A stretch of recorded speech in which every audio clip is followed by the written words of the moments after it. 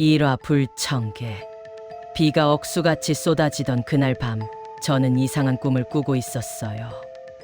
누군가 제 이름을 부르는데 그 목소리가 점점 가까워지고 있었죠. 이 할머니, 일어나세요.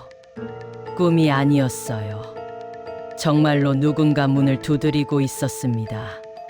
시계를 보니 새벽 2시 30분. 이 시간에 도대체 누가? 문을 열자 젊은 남자가 빗물에 흠뻑 젖은 채 서 있었어요.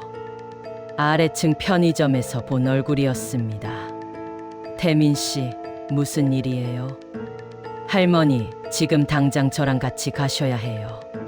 시간이 없어요. 대체 무슨 소리를? 그가 제 휴대폰을 보여줬어요. 화면에는 제 아들 재훈이와 며느리 서연이 누군가와 통화하는 영상이 재생되고 있었습니다. 오늘 밤에 끝내야 해. 더 이상 미룰 수 없어. 이화, 진실의 조각들. 이게 무슨 뜻이죠? 제가 사설 조사원이에요. 보험회사 의뢰로 서연 씨를 조사하던 중에 발견했어요. 태민은 저를 그의 차로 안내했습니다. 차 안에는 서류들이 가득했어요. 서연 씨의 본명은 박하늘이에요. 지난 7년간 4번의 결혼과 이혼을 반복했죠. 그런데 이상한 건 뭐가요? 전 남편 4명 중 3명이 모두 결혼 1년 안에 사망했어요. 모두 거액의 보험금을 남기고요. 등골이 오싹해졌어요. 그럼 우리 재훈이도 아드님은 5번째예요. 그리고 패턴상 다음 타깃은 저군요. 태민이 고개를 끄덕였어요. 참화 -72시간. 왜 경찰에 신고하지 않았어요? 증거가 부족해요. 모든 게 완벽한 사고사로 위장되어 있거든요. 그래서 제안이 있어요. 태민은 작은 녹음기를 꺼냈습니다. 72시간만 저를 믿고 따라주세요. 할머니가 미끼가 되어주시면 그들의 범행을 확실히 잡을 수 있어요. 미끼라니. 위험하지 않나요? 제가 24시간 지켜볼게요. 그리고 이건 응급 발신기예요. 그는 목걸이처럼 생긴 장치를 건네줬어요. 버튼을 누르면 5분 안에 제가 도착해요. 할 수 있으시겠어요? 망설임이 있었지만 이대로 당할 수만은 없었어요. 해보죠. 대신 우리 재훈이는 정말 가담한 건가요? 태민의 침묵이 답이었습니다. 4화 첫 번째 밤. 다음 날 저는 평소처럼 생활했어요.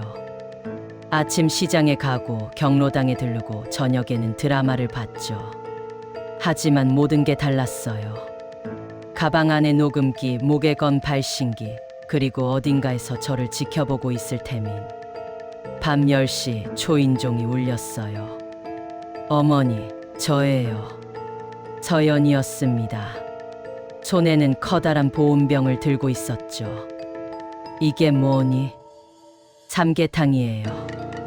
요즘 안 좋아 보이셔서 따뜻하게 드시고 주무세요. 고맙구나. 서연이 돌아간 후 저는 태민에게 사진을 보냈어요. 30분 후 그가 몰래 방문했습니다. 역시 독이 들어있네요. 청산가리예요. 그럼 내가 이걸 먹었으면 심장마비로 위장됐을 거예요. 하지만 이것만으론 부족해요. 더 결정적인 증거가 필요해요. 5화 연극의 시작. 이틀째 되던 날 저는 연기를 시작했어요. 아침에 일부러 삼계탕 그릇을 싱크대에 두고 서연에게 전화했죠. 서연아, 어제 그 삼계탕 정말 맛있었어. 다 먹었단다. 어머니, 정말요? 다행이에요. 혹시 몸은 괜찮으세요? 아주 좋아. 기력이 나는 것 같더라. 전화를 끊고 나서 저는 웃음이 나왔어요.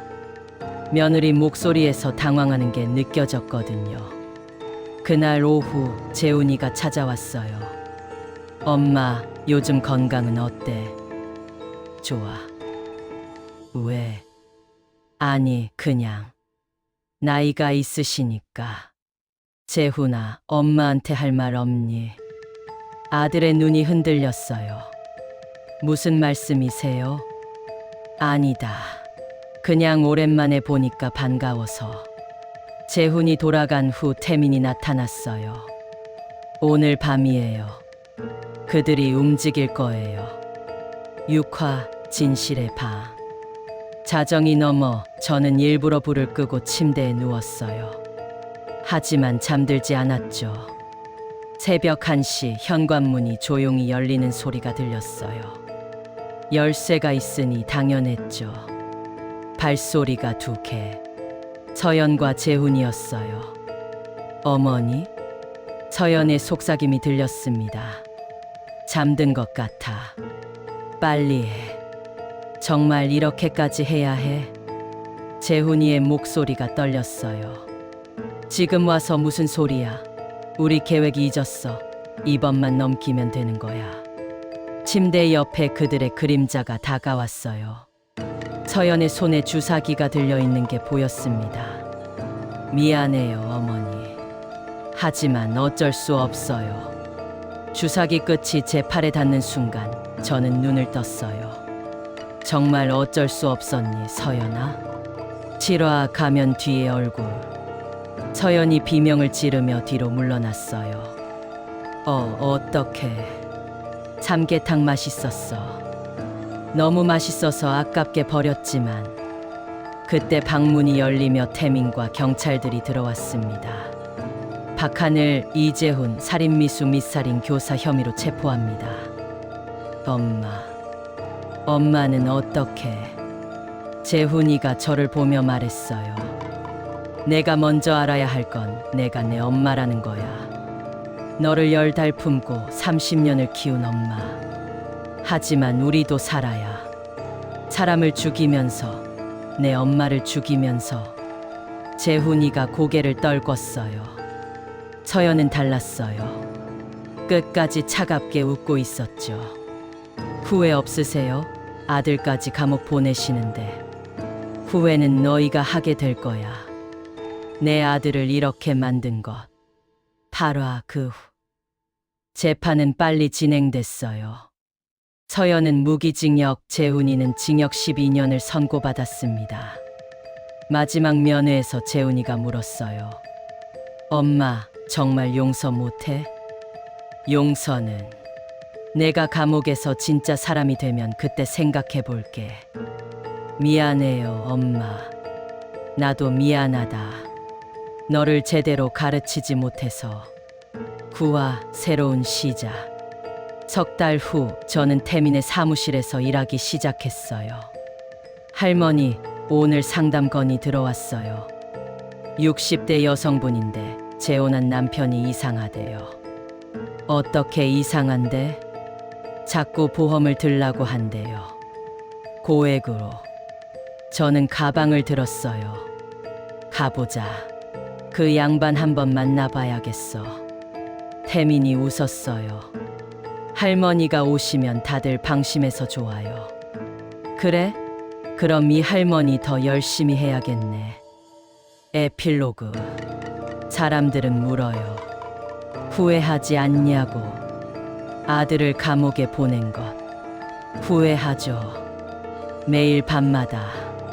하지만 더 큰 후회는 그를 그렇게 키운 거예요. 돈이 사람보다 중요하다고 생각하게 만든 것. 이제 저는 다른 할머니들을 돕고 있어요. 누군가의 탐욕에 희생되지 않도록. 어제는 80대 할머니의 전세 사기를 막았고, 오늘은 70대 할아버지의 보이스피싱을 추적했어요. 나이가 많다고 당하고만 살 순 없잖아요. 창밖을 보니 해가 뜨고 있어요. 새로운 하루, 새로운 사건. 가방을 들고 나서면서 중얼거렸어요. 재훈아, 엄마는 오늘도 산다. 내가 저지른 일을 갚으면서. 이 할머니의 다음 내용이 궁금하시다면 구독, 좋아요, 알림 설정 부탁드립니다.